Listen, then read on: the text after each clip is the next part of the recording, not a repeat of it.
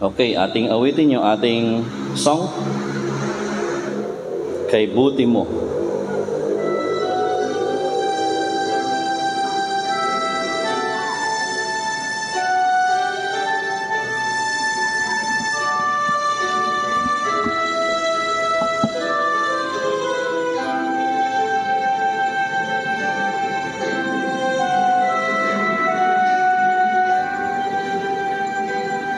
Ready? Let's sing this song. Katapatan mo, O Diyos, tunay at dakila. Ang pag-ibig mo'y wagas at walang kapantay sa aming puso, sa aming buhay.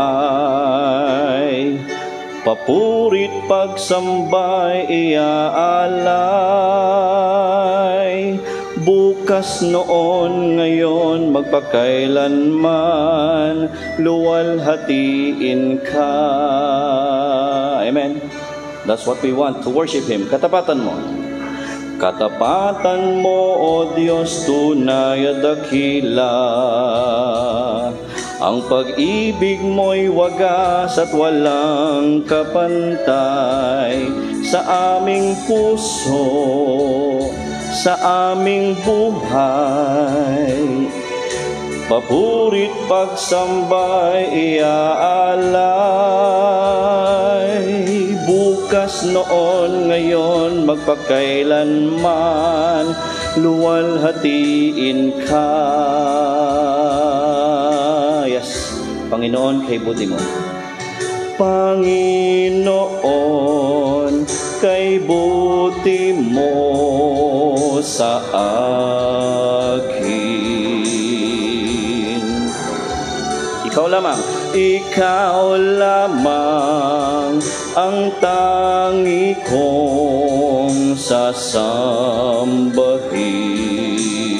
Yes, awitan. Aawitan kita at pupurihin, Panginoon, kay buti mo sa akin.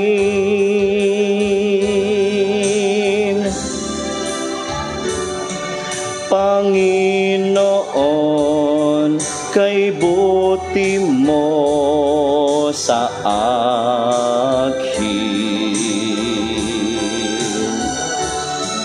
Ikaw lamang ang tangi kong sasambahin.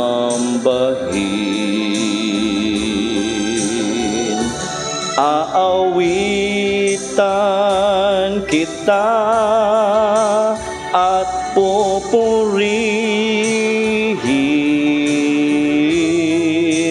Panginoon,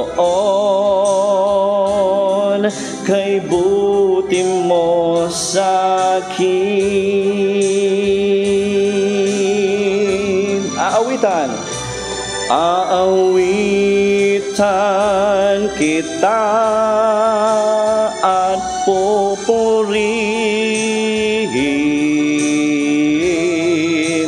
Panginoon, kay buti mo sa akin.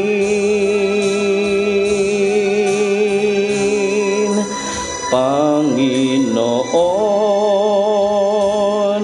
kay buti mo sa akin.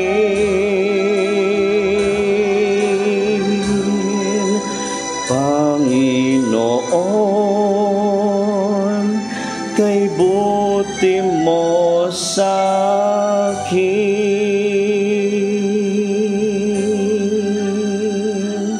Indeed, napakabuti ng ating Panginoon. Amen. At alam po ninyo, patuloy natin siyang sambahin. Kung saan man tayo naroon ngayon, lalo yung mga nakikinig po online sa Espiritu at katotohanan. At patuloy po tayong umawit. Awitin natin tong salamat, Panginoon.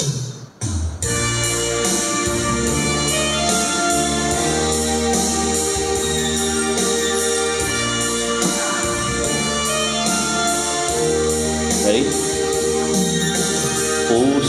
ko'y iyong sinisiyasat. Buhay ko'y iyong alam. Ang lahat kong lihim, O Yahweh, ay tiyak mong nalalaman. Ang lahat ng aking ginagawa sa'yo ay hindi lingid. Ang lahat kong lihim, O Yahweh, ay tiyak mo ngang nababati.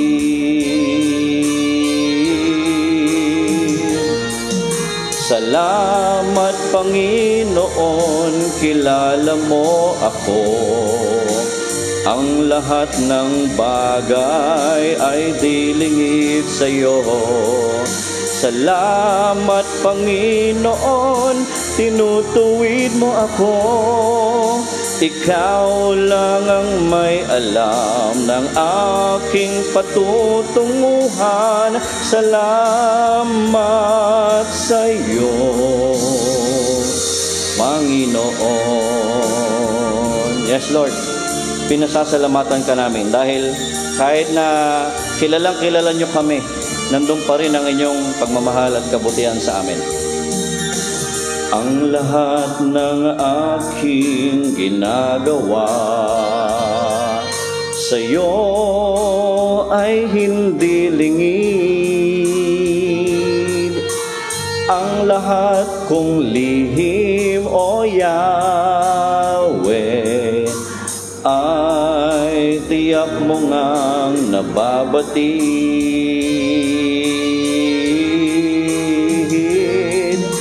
Salamat, Panginoon, kilala mo ako. Ang lahat ng bagay ay dilingid sa'yo. Salamat, Panginoon, tinutuwid mo ako. Ikaw lang ang may alam ng aking patutunguhan. Salamat sa iyo, Panginoon. On the chorus. Salamat, Panginoon, kilala mo ako. Ang lahat ng bagay ay dilingid sa iyo. Salamat, Panginoon, tinutuwid mo ako. Ikaw lang ang may alam ng aking patutunguhan. Salamat sa iyo, Panginoon.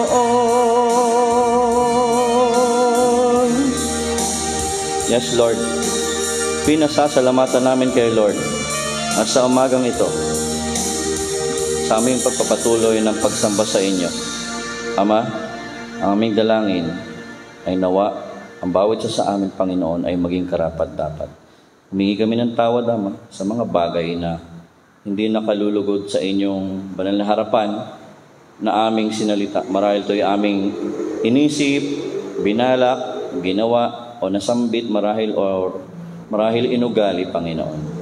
Ama, dalangin namin na patuloy niyo kami pakabanalin, puspusin ng banal na Espiritu, hugasan ng banal na dugo ni Jesus mula sa kasalanan. Although ang totoo po niyan, when we trusted Christ, we have already been forgiven from all of our sins. And yet, help us, Lord God, I pray, na ipamuhay namin itong tinanggap namin na buhay na walang hanggan, habag at kapatawaran ninyo. Ama, kayo nawa ang siyang maluwalhati. We set aside anything that will hinder us in worshiping you in spirit and in truth. Kayo ang patuloy na maluwalhati sa pangalan ng inyong bugtong na anak na si Jesus. Amen. Let's continue singing one more song and then we will go to the message.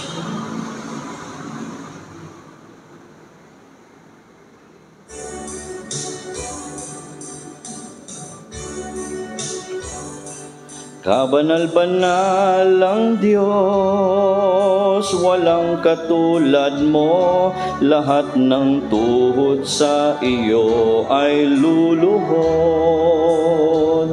Lahat ng labi magsasabing ikaw lamang Jesus ang Panginoon. Kabanal-banalan, kabanal-banal ang Diyos, walang katulad mo, lahat ng tuhod sa iyo ay luluhod. Lahat ng labi magsasabing ikaw lamang Jesus ang Panginoon. Yes, Lord. You are the Lord of everything. Every knee will bow to you. Every tongue will confess that you are Lord of all. And Lord, nawa ngayon pa lamang ay matutunan na namin pamuhay ang bagay na ito. Kabanal-banal ang Diyos, walang katulad mo, lahat ng tuhod sa iyo ay luluhod. Lahat ng labi magsasabing ikaw lamang Jesus ang Panginoon.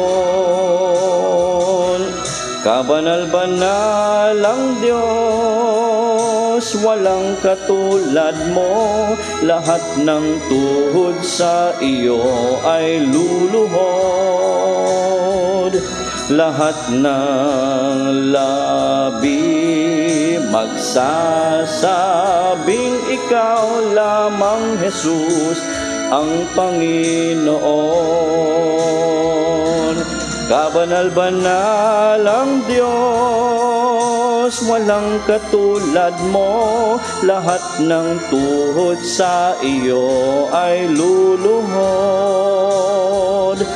Lahat ng labi magsasabing ikaw lamang Jesus ang Panginoon. Kabanal-banal ang Diyos, walang katulad mo, lahat ng tuhod sa iyo ay luluhod. You are the Lord. Every tongue, lahat ng labi magsasabing ikaw lamang Jesus ang Panginoon. Lahat ng labi magsasabing ikaw lamang Jesus ang Panginoon. Lahat ng labi, lahat ng labi magsasabing ikaw lamang Jesus. Ikaw lamang Jesus. Ikaw lamang Jesus ang Panginoon. Yes, Lord. We declare that you are the Lord of our life, that you are the Lord of everything. Amen. Praise God. Praise the Lord. At sa umaga pong ito ay una sa lahat ay magandang umaga po. At last week ay we discussed about yung pagpapagaling ni Jesus, Jesus' power over sickness. Ito naman pag-usapan natin na siya ay Lord of all. Kahit yung pinakamalupit na kalaban natin, ang kamatayan, ay kaya niyang pagtagumpayan. He is victorious over death. Pag-aralan muna natin, basahin muna natin ang mga talata mula sa aklat ng Lucas. Sabi dito, pagkatapos nito, nagpunta naman si Jesus sa isang bayang tinatawag na Nain. Sumama sa kanya ang mga alagad at ang napakaraming tao. Nang malapit na siya sa pintuan ng bayan, May isang lalaking namatay na dala ng mga tao patungo sa libingan. Ito ay kaisa-isang anak na lalaki ng isang biyuda. Napakaraming tao mula sa bayan ang sumama upang pakipaglibing. Nahabag ang Panginoon ng kanyang makita ang ina ng namatay, kaya't sinabi niya rito, "Huwag kang umiyak." Nilapitan niya at hinipo ang kabaong at tumigil ang mga may pasan nito. Sinabi niya, "Binata, sinasabi ko sa iyo, bumangon ka." Bumangon ang patay at nagsalita, at siya ay ibinigay ni Jesus sa kanyang ina. Natakot ang lahat at sila'y nagpuri sa Diyos. Sabi nila, dumating sa atin ang isang dakilang propeta. Dinalaw ng Diyos ang kanyang bayan. At kumalat sa buong Judea at sa palibot na lupain ang balitang ito tungkol sa ginawa ni Jesus. May the Lord bless the reading of His Word. At pag-usapan po natin ang pinamagatan kong ang kapangyarihan ng kahabagan ng Diyos. The power of God's mercy. Now, si Jesus Christ po, kung susundan niyo po yung kwento last week, He came to Capernaum. At dun sa Capernaum ay pinagaling niya po yung alipin ng centurion, which we discussed last week. This morning, if you will read, pag tinuloy niyo yung basa doon sa aklat ng Mateo, maging lalo sa aklat ng Lucas, ito ang sumunod na kaganapan. Si Jesus po ay nagpunta naman sa Nain. Yung pong Nain ay parang kung galing ka ng Capernaum, ito yung Sea of Galilee, or actually hindi sa sea, Lake Ocean of Tiberias. Lake of Tiberias. But anyway, Sea of Galilee is okay din po yun. So, kung ito yung Sea of Galilee, doon sa medyo sa may northeastern part, doon galing si Jesus sa Capernaum. Pagkatapos, siya ay bumaba, papunta sa may southwestern part, and then doon banda malapit sa southwestern part ng Galilee, bandang baba ng konti, nandun ang Nain. At alam po niyo itong Nain ay, alam niyo ibig sabihin ng Nain? Maganda pala ibig sabihin nun. Ibig sabihin ng Nain ay beautiful. Di ba? Nain naman. Parang beautiful pala ibig sabihin ng Nain, or sometimes charming. Yan ibig sabihin. Ibig sabihin, siguro magandang lugar yun, kahali-hali ng lugar yun, ano? Isang magandang lugar. Pero alam po ninyo, sa halip na magandang tanawin marahil ang magiging tagpo rito, ay makikita po natin dito ang isang nakalulumong tagpo, kung saan ay may isang balo ang namatayan. So ang una po nating punto, ang hinagpis ng isang balo. Ang paghihinagpis or yung kanyang pagtangis, pag-iyak, paghagulgol, nandyan na po lahat yan. Yung kanyang malalim na kalungkutan. Bakit po may paghinagpis siya? Sabi rito sa may talatang 12, may isang lalaking namatay. Alam po ninyo talagang palaging malungkot. So, yung problema, ang hinagpis ng balong ito ay dahil sa kamatayan. May namatay siyang mahal sa buhay. Siguro talagang hindi ho talaga parang mabigat talaga lalo sa mga namamatayan pagka may mahal sa buhay silang lumilisan. Kaya itong babaeng ito ay gano'n na lang yung kanyang anak na lalaki. Remember, balo ho siya. Okay? Pag sinabing balo, wala na siyang asawang lalaki. At hindi ko alam kung magkasunod yung kamatayan ng anak niyang lalaki at yung kanyang asawa. Pero alam po ninyo, pagka namamatayan, ang hirap, Tapos, lalo na pag magkasunod, I don't know kung magkasunod itong kamatayan ito. Siguro kung magkasunod, talagang pinagsakluban ng langit at lupa pakiramdam nitong babae. Imagine, nawalan na siya ng mister, tapos pati yung kaisa-isang anak nila na lalaki, namatay din. Kaya yung kamatayan po ninyo, talagang kamatayan po minsan, nagiging sanhi ho yan ng pagkalugmok natin, pagkasadlak natin sa kababaan ng panahon ng buhay natin. Death is always the cause of our affliction. Alam po ninyo, may mga taong minsan hindi nakaka-move on sa kamatayan ng mga mahal nila sa buhay. Minsan may mga anak na namatay yung kanyang mga magulang at marahil tumagal ang ilang taon hanggang ngayon, dala-dala niya pa rin yun. Hindi siya maka-move on, hindi siya makapagpatuloy sa kanyang buhay. Palagi siyang nanghihina sa tuwing maaalala niyang nilisan siya ng mahal niya sa buhay. Alam po ninyo, minsan hindi maganda yung ganun eh. Alam niyo kung bakit? Kasi, para bang wala ng Diyos. Para bang, dahil sa kamatayan, parang pili mo, wala na yung Diyos. Parang pati yung Diyos kasamang namatay sa pagkawala ng mahal mo sa buhay. Well, totoo, marahil napakahalaga sa inyo ng tao. Pero, alam po ninyo, hindi ho dapat maging kasing halaga ng Diyos ang mahal mo sa buhay. Pag namatay yung mahal mo sa buhay, ibig sabihin nun, wala ka ng pag-asa, hindi ka nasasaya. Ba't siya ba ang Diyos ng buhay mo? Hindi ho. Ang totoo niyan, lahat naman tayo may katakdang kapanahunan. May takdang kapanahunan ho tayo. Kung kailan tayo kukunin ng Lord. Now, I believe na bagamat tayo may takdang kapanahunan, kung kailan tayo kukunin ng Lord, pwede pong yung ating kamatayan ay mapaaga.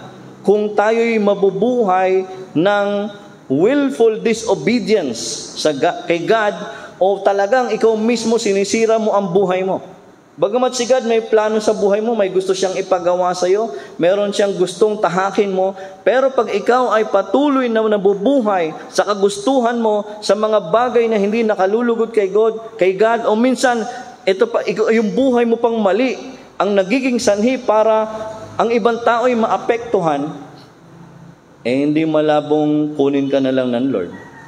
Remember, sabi ng Bible, the days of the wicked will be cut off.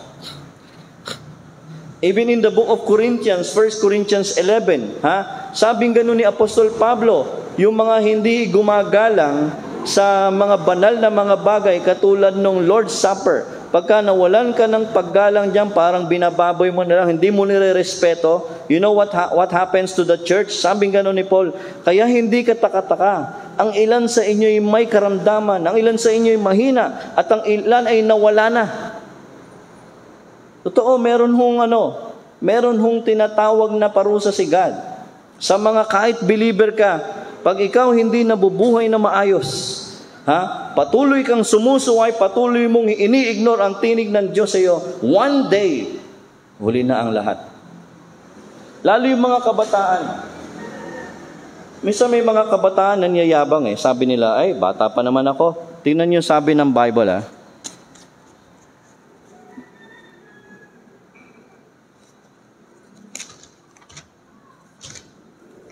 Dapat pala may patungan din ako. Anyway.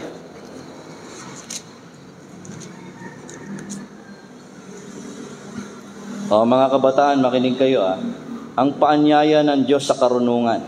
Sabing gano'n ng Panginoon. Proverbs chapter 1. Verse 23, ang payo ko ay pakinggan ninyo at dinggin ang aking pangaral. Sa inyo ang diwa ko at ang aking kaalaman. If you listen to God's word, pati yung wisdom ni God will rest upon you.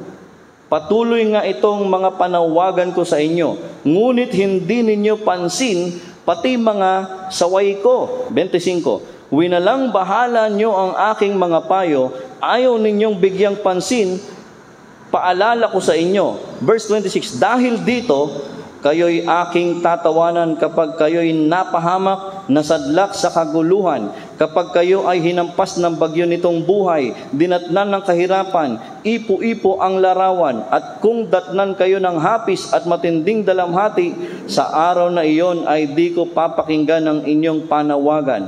Hahanapin ninyo ako, ngunit hindi masusumpungan, pagkat itong karunungan ay di ninyo pinahalagahan. Kay Yahweh ay di sumunod ng may lakip na paggalang. You see? So on and so forth. If you will read Proverbs, lalo yung chapter 1, may warning si God.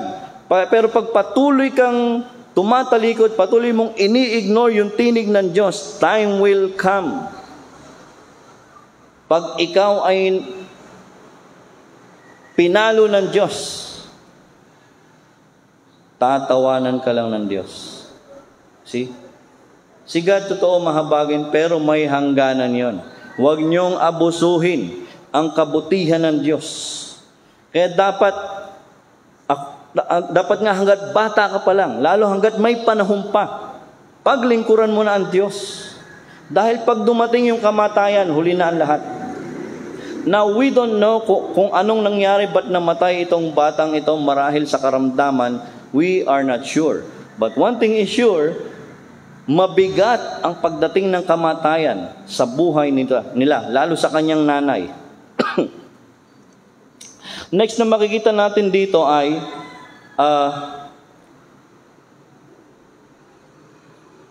yung hinagpis ng balo, hindi lang yung kamatayan, kundi yung kadustaan. Alam niyo kung bakit?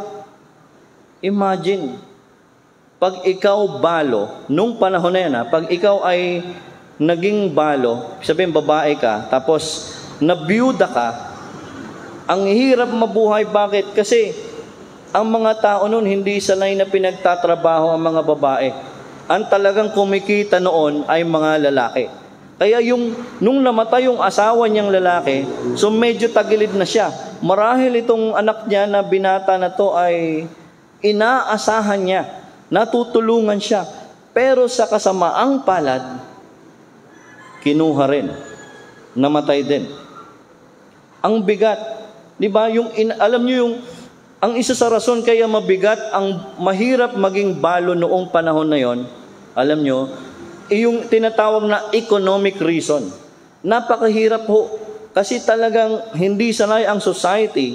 Sanay sila yung mga babae nasa bahay, nag-aalalay. Of course, may mga negosyante ring babae that time. Pero palagay ko siya yung tipo ng babae na nasa bahay lang. Tapos nawala pa yung inaasahan niya na pwedeng magtaguyod sa kanya, yung kanyang asawa at yung kanyang anak na lalaki. So talagang ang hirap. Kaya matindi yung kanyang future seems to be hopeless. Yung kanyang kadustaan, yung kanyang kinalugmukan ay ganun na lamang kabigat at kadilim. Kaya grabe. What else? Alam po ninyo isa pa, yung kalungkutan. Sipin mo, okay lang maging byuda basta may mga anak ka pa, di ba? Kumbaga, okay lang yun. No? Yung mga anak ko, malilibang ka pa rin. Paano kung wala ka ng asawa, wala kang anak, back to zero? Ay, kahirap po nun. Yung kalungkutan na yan, mahirap sigurong, sabihin sa salita, napakabigat at siguro si Lord lang talaga makakaunawa ng ganyang kabigatan. Diba? Ang kanyang hinagpis, no? Isa pang matindi rito, yun nga yung sinasabi ko kanina, kawalan ng pag-asa. So sabi rito, nang malapit na si Jesus sa pintuan ng bahay, no, sa city gates, may isang lalaking namatay na dala-dala ng mga tao patungo sa libingan. No? Alam po ninyo, ang kwento ng buhay ng tao ganyan. Ipapanganak, magkakaroon siya ng mga punong-puno siya ng pag-asa. Pero pag sa buhay na ito, dun ka lang nabubuhay sa kung anong gusto mong gawin sa mundong ito, yan ay mauuwi sa kamatayan. That's the cycle of man's life. Pero kung kinilala mo ang Diyos, ang kamatayan ay hindi isang kalaban. Ang kamatayan ay hindi larawan ng kawalan ng pag-asa. Ang kamatayan ay isang pintuang magbubukas sa kawalang hanggan upang makapiling mo ang Diyos.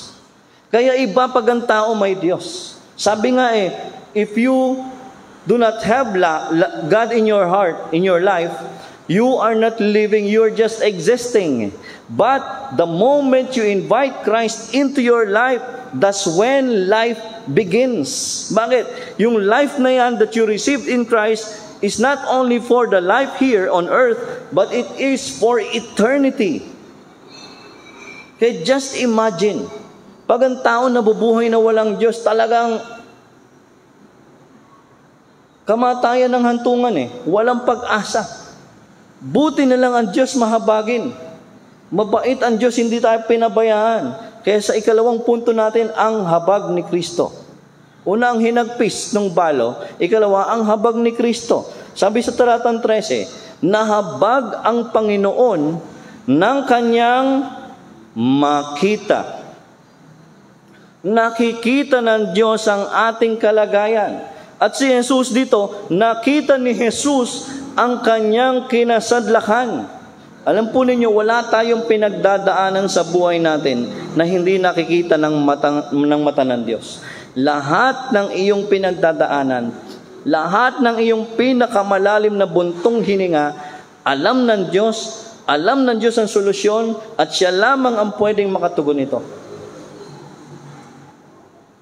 Hirap, ano? Isipin mo, ang dami naman tao doon, di ba? Actually noon, may mga paid mourners pa yan, may mga bayaran na taga-iyak. Uso na ho yan noon pa lang.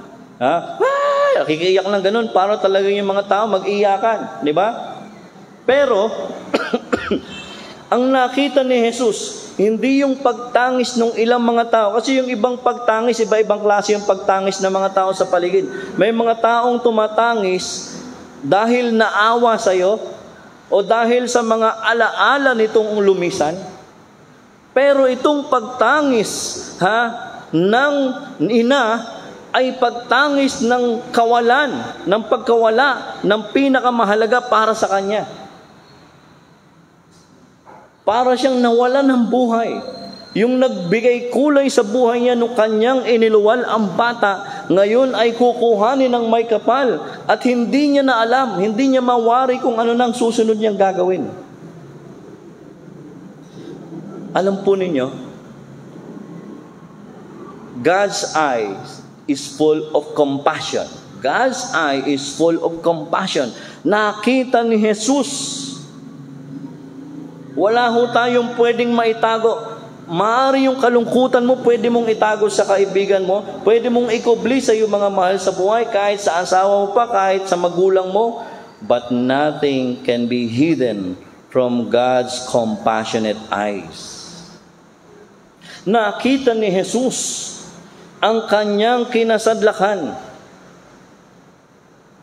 Alam po ninyo, minsan pag yung ibang tao nakakita ng kinasadlakan mo, sasabihin niya, buti nga, di ba? Deserve niya yan, kaya nagkaganyan siya. Ganun tayong mga tao. Pero kay Lord iba. Pag si Lord nakita niya talaga at totoo namang hindi mo sinasadya, hindi ka nagkukunwari, nakita ng Diyos ang iyong dalisay na puso, tandaan nyo, kikilos at kikilos ang Diyos sa mga sa mga bagay na hindi mo inaakala at inaasahan. Anong sabi ni Jesus nung makita siya? Huwag kang umiyak. Ang totoo nyo, medyo parang just picture the scenario, Si Jesus, papasok ng city gates ng Nain. Tapos, nasa lubong niya, paluwas naman ng gate, yung parada ng libing. Okay? So, nung nasa lubong ni Jesus, alam po ninyo, sabi ni D.L. Moody, ang ganda nung sinabi ni D.L. Moody, walang nasa lubong na parada ng kamatayan si Jesus na hindi niya pinagaling. Lahat ng nasa lubong niya during his earthly ministry na namatay, lahat ng pinuntahan niya na burol, lahat ng yon ng mga namatay na mga taong pinuntahan niya ay kanyang muling binubuhay. Kaya grabe, no? Kaya siguro yung kasikatan ni Jesus noon ay kumalat Because alam po ninyo, the only instances na may binuhay ang Diyos in the Old Testament was during the time of Elijah and Elisha. Then after that, wala nang ganong pangyayari.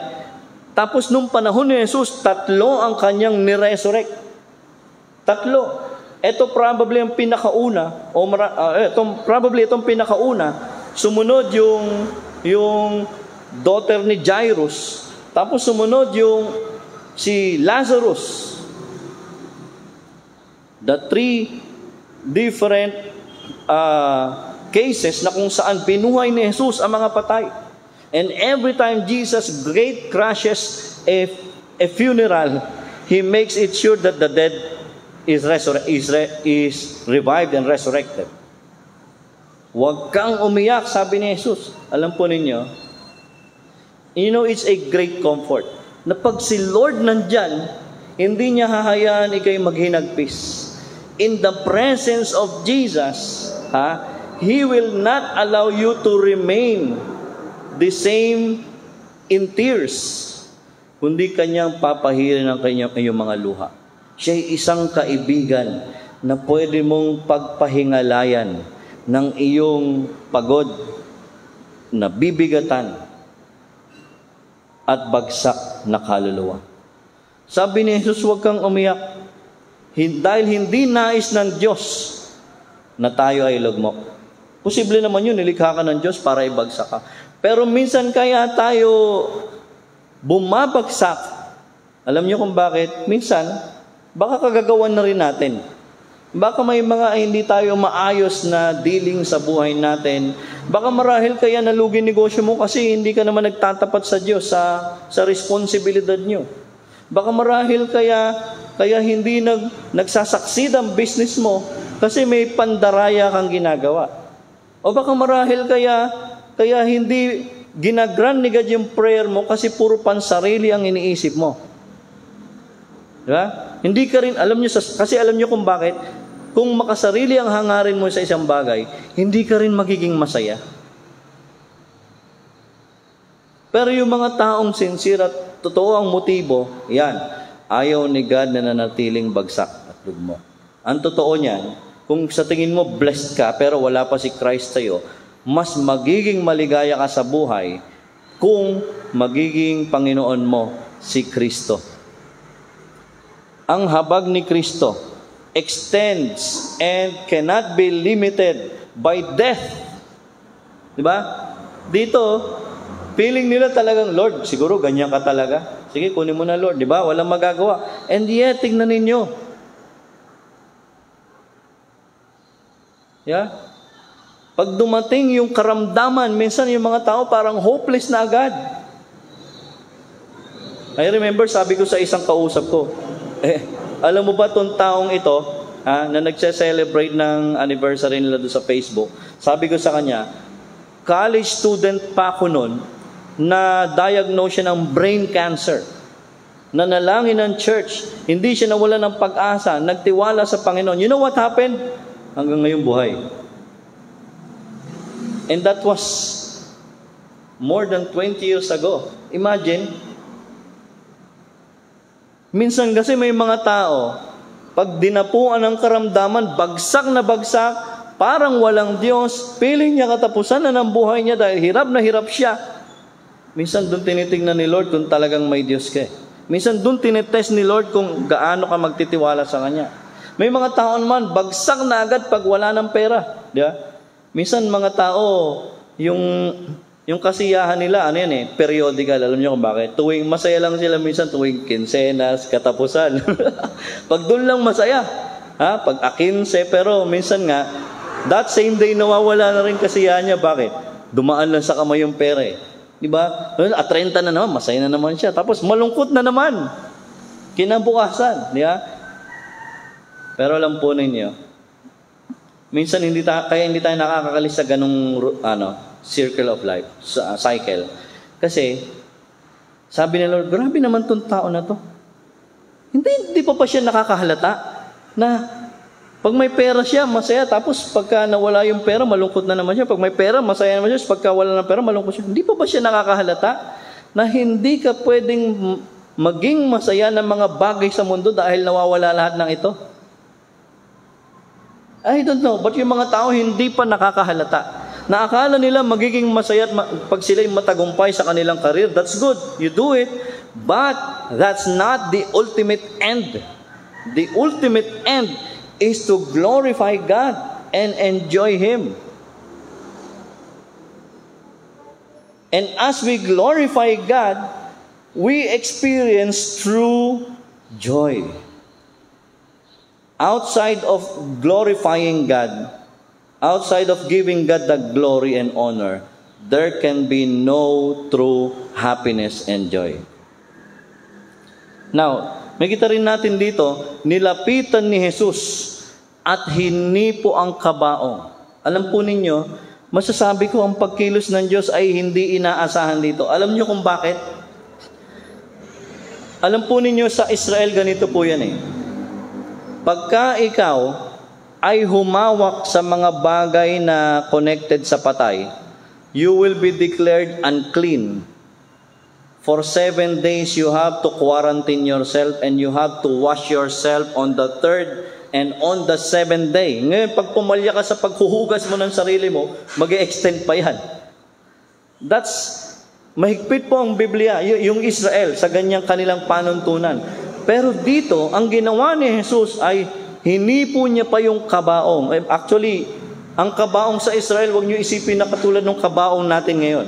Iba po, ang kabaong nila noon ay open. Kumbaga parang kuna. Parang kuna lang siya na malaki. Nakasya yung namatay. Tapos, minsan binibitbit po yan ng mga tao. At kung mayaman naman, parang karawahe, may gulong. Okay ho? Pero, open po yun. Yung pang-ibabaw, walang takip po yun. Kaya kitang-kita yung namatay at yung mga namamatay nun, same day, nililibing din po kaagad. Hindi pa uso nun yung formalin, di ba? Ngayon, naka 2 linggo na, nakaburol pa rin, di ba? Bakit nakaburol pa rin? Kulang pa po yung pangbayad, kaya pinahaba pa po natin yung burol. Tsaka, kaya naglagay na tayo ng mga pwede magtong sa sugalan, ganon. Hindi pa dumarating kamag-anak, marahil iba-ibang rasones. Pero noon hindi ho pwede yun Hindi pa uso yung formalin. So ang style noon, that same day dapat ilibing. Kasi yung lalo mainit sa Israel Dahil mainit sa Israel, madaling sumingaw yung mga bagay-bagay. So ang ginagawa nila, pag namatay yun, dineclare na patay na yung tao, ay kanilang binabalutan na huyan ng strips ng tela. Tapos bago ibalot yan, merong mga nilalagay yan ng mga myrrh at saka mga spices, at mga rose oil, pati mga olive oil. Kaya mabango ho yung patay noon. Mabango ho talaga. Pag naamoy mo yung isang patay, para kang pumasok sa isang garden ng mga rosas at orchids, mabango. Ganun po, humahalimuya. So, tapos pagka nabalutan na huli na yan, nakamamify, yung muka, tatakpan ng parang napkin. Ngayon yung huling tatakpan. That's what they do pagka may namamatay po. Tapos, same day, kailangang ilibing. Baka kasi mag-decompose at mamaho at mangamoy. Okay? Now, on their way to the cemetery, at ang cemetery nun iba ho. Pag mayaman ka, ayan yung garden tomb, katulad ng pinaglibingan ni Jesus na cave, na inukit sa bundok, at pag-aari ng mayaman na si Joseph of Arimathea, dun nilibing si Jesus. Pero pagka hindi ka mayaman, instead na kuweba, ililibing ka lang sa lupa, lalagyan ka lang ng maraming tipak ng bato. Ba't nilalagyan ng tipak na bato? Para hindi mabungkal ng mga wild animals at mga hyena. Tapos binabantayan pa po yung mga nilibing na yan ng mga ilang araw para tiyakin na hindi mabungkal at puntahan ng mga wild animals at pagpiestahan yung patay. That's how they do it. Of course, ngayon, uso na yung mga cremation, di ba? And so on and so forth ng preservation ng patay. Pero noon, that same day na namatay, isipin ninyo kung gaano kabigat. Di ba sa atin pagka namatayan ka, nung araw na namatay siya, grabing iyak, grabing hagulgol, di ba? Tapos meron pang buwelo, di ba? Siguro mga 5 araw mahigit kang munang paglalamayan. Tapos yung sunod na iyakan, sa libing na. Tama? Dito, same day namatay, same day ililibing, kaya grabe yung pagtangis. Kumbaga, hindi ka pa nga nakaka-recover sa pagkawala, tapos ililibing na rin agad that same day. Kaya mahirap mamatayan pala noon. Ano? Pero alam po ninyo, hindi inaasahan yung pag ginawa ni Jesus. Usually, pagka mayroon pong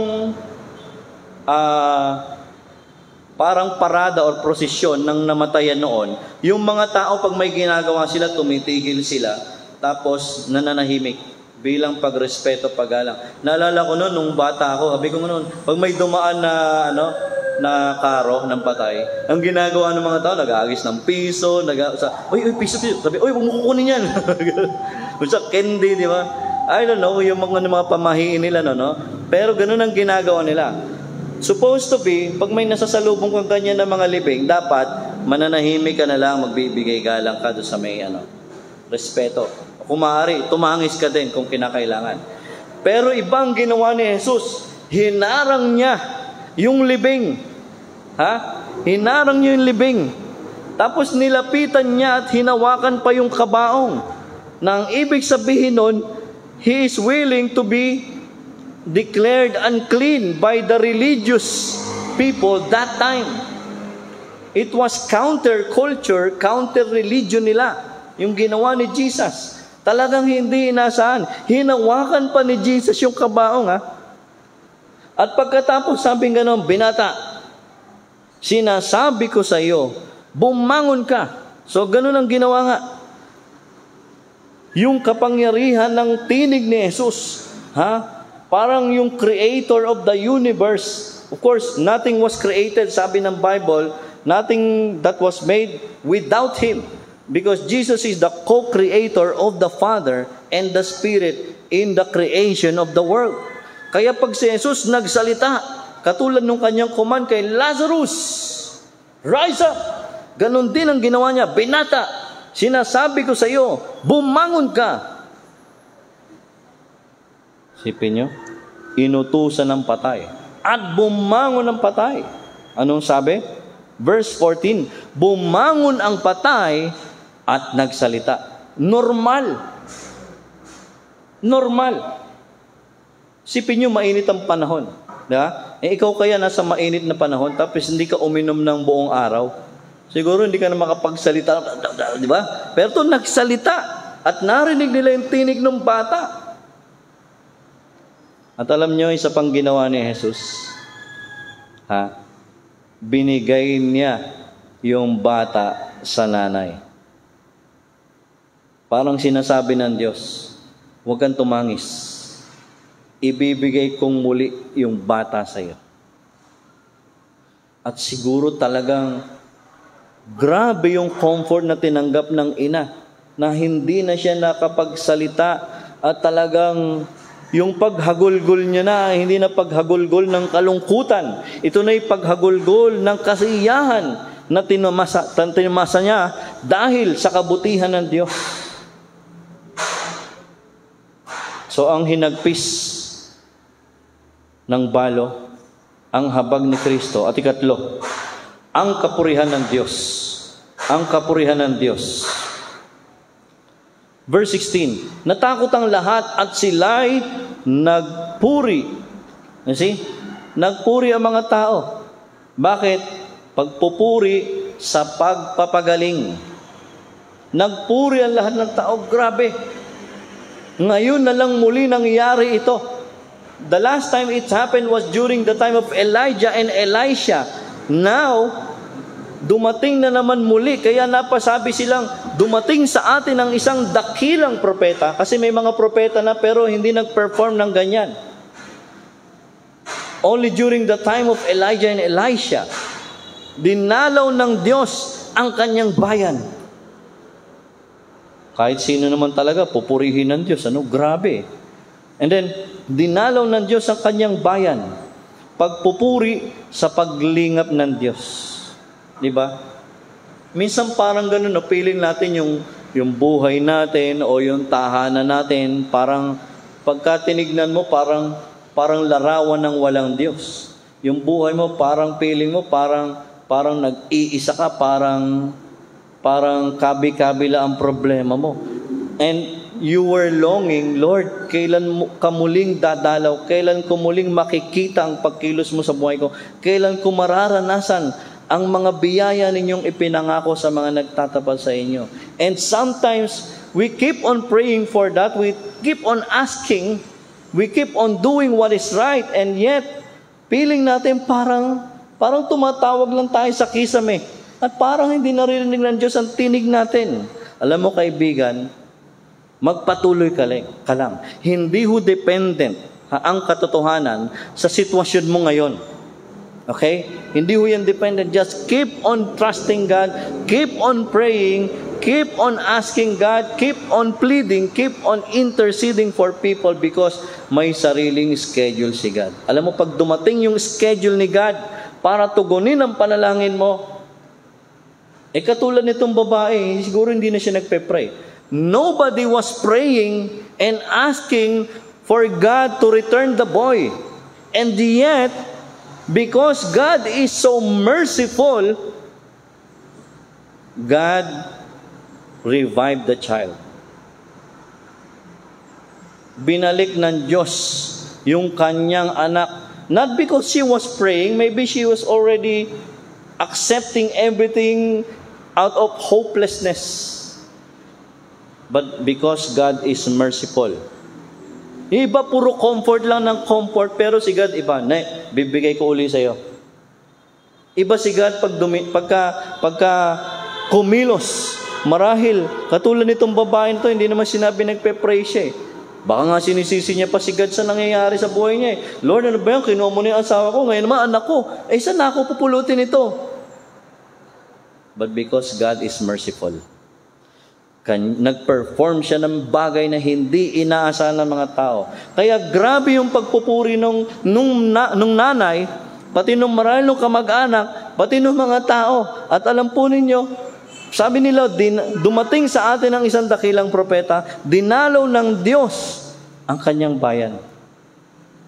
Ang kapurihan ng Diyos. Alam po ninyo, sabi sa verse 17, at kumalat sa buong Judea at sa palibot na lupain ang balitang ito tungkol sa ginawa ni Jesus. Pagpupuring pinalalaganap.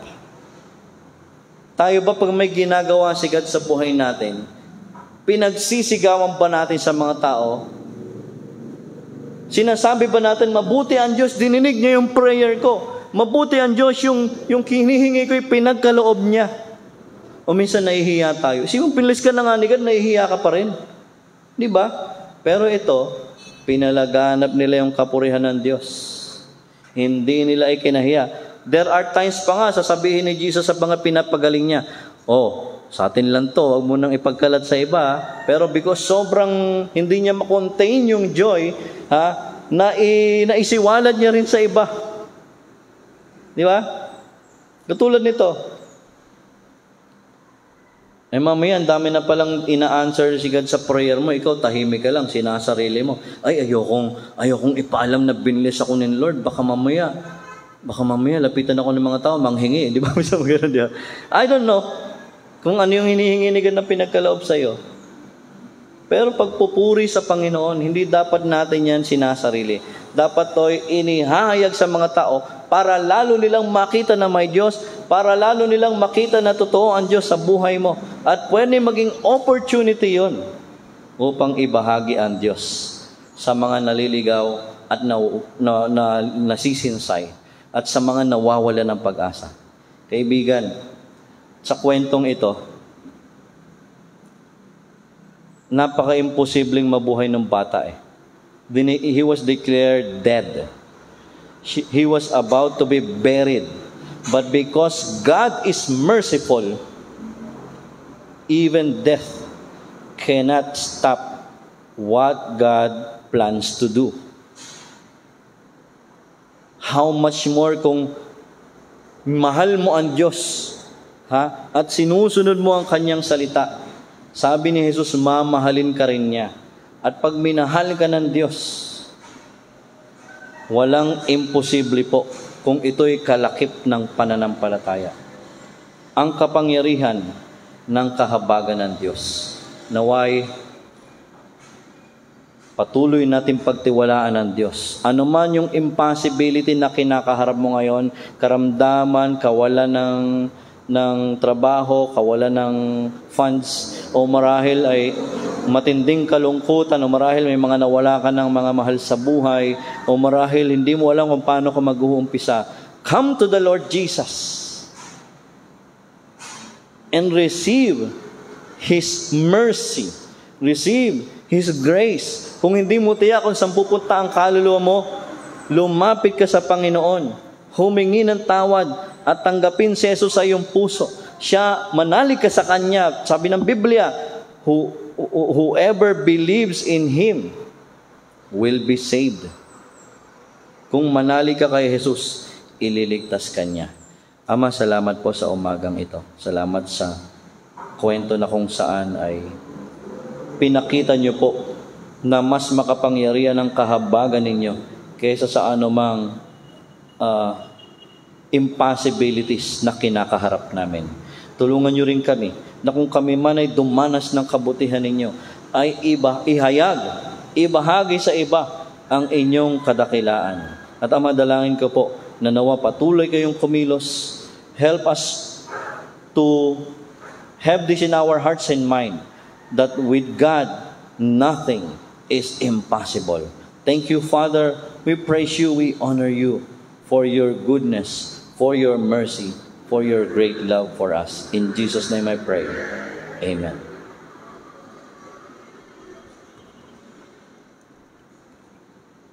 Let's continue singing our next song.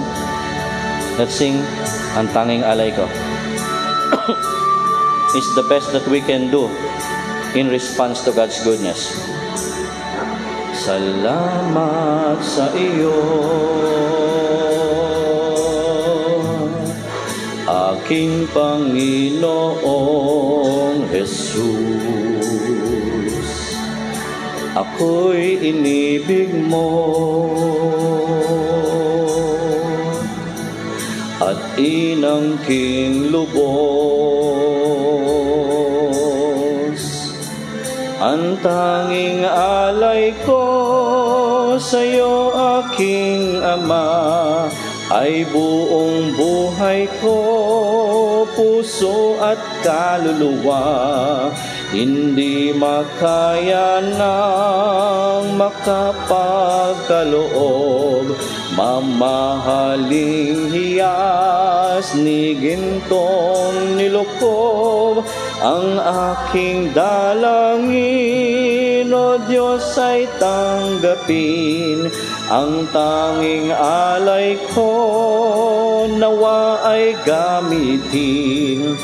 Ito lamang, Ama, wala nang iba pa akong hinihiling. Di ko akalain na ako ay binigyang pansin. Ang taong tulad ko di dapat mahalin. Yes, we offer you our love, Lord.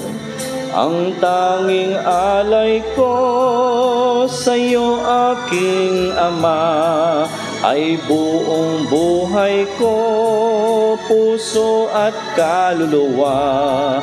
Hindi makaya ng makapagkaloob, mamahaling hiyas ni gintong nilukob.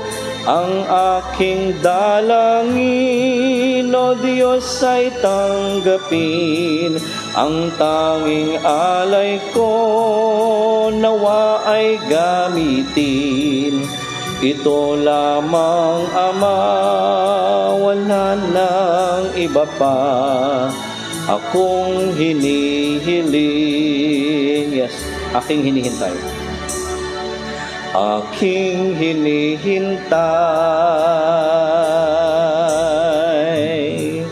ang iyong pagbabalik, Jesus. ang makapiling mo'y kagalakang lubos. And the chorus.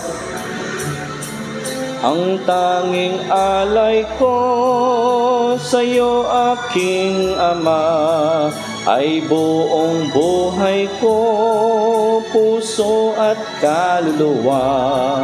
Hindi makaya ng makapagkaloob, mamahaling hiyas ni gintong nilokob.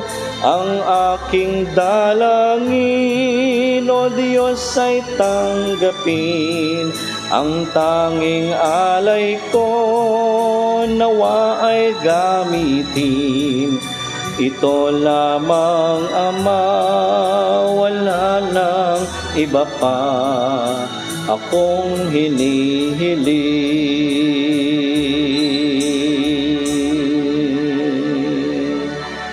Amen.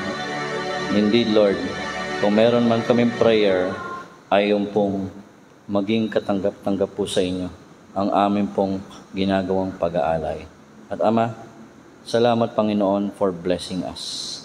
Kahit na hindi kami karapat-dapat, Panginoon, and yet, still, you have blessed us, Lord God, with so many things. Kahit yung mga bagay, Ama, na hindi namin hiniling o marahil sinukuan na namin na idalangin, ay patuloy po ninyong ipinagkakaloob dahil may sarili po kayong timetable sa pagtugon sa aming kahilingan. Sometimes you will just surprise us with your answer to our prayer kahit we have long given up, Lord God, sa mga bagay na hinihiling namin. Tunay nga, Panginoon, na kay Diyos na siyang mas nakababatid ng lahat.